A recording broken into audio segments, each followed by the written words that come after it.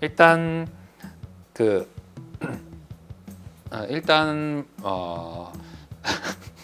오늘 오랜만에 하니까 이거 긴장이 되네. 야 이거 이거 왜 이래 나.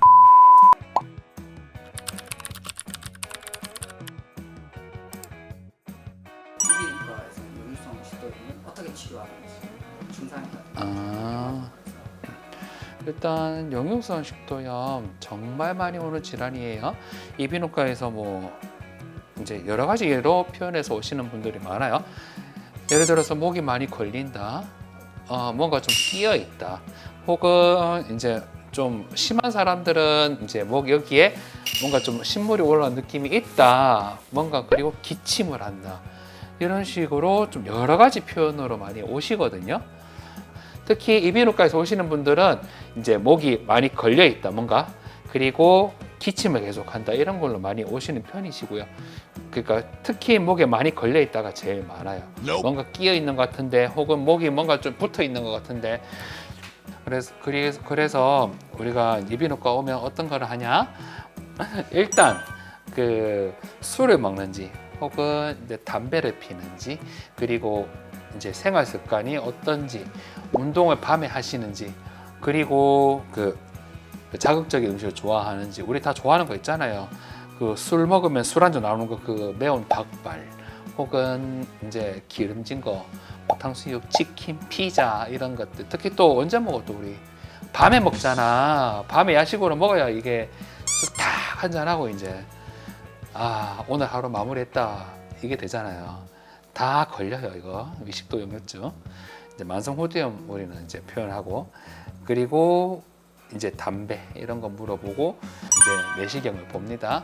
먼저 목부터 보죠. 목을 보고 나서 목 앞에 보면서 빨간 게 있는지부터 보는데, 이거는 위식도 역류증하고 별개로 진짜 이제 그냥 그 목 감기가 있는지 이거 여부를 보는 거고요. 사실 위식도 역류증을 보려면 후두를 봐야 돼요. 후두 내시경 안에서 이제 부어 있다거나, 혹은 이제 목 뒤에 성대 뒤쪽에 좀 부어 있다거나, 아니면 여러 가지 내시경 소견이 있어요. 뭐 가래가 많이 있다거나, 그리고 증상을 보면 종합적으로 판단을 하고, 거기에 이제 베이스로 하여서 그 이제 약을 처방을 좀 하고, 아니면 생활습관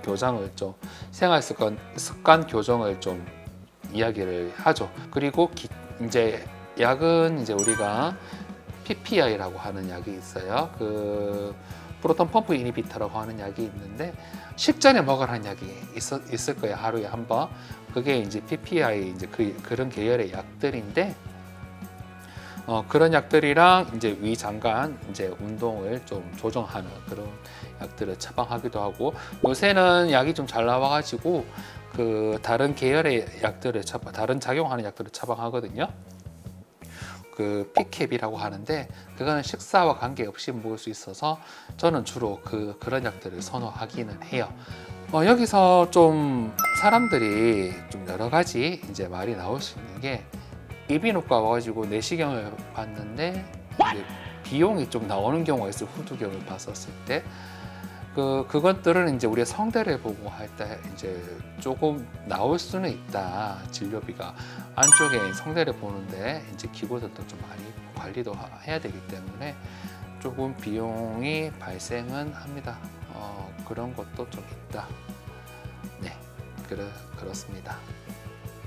위장관은 박 원장.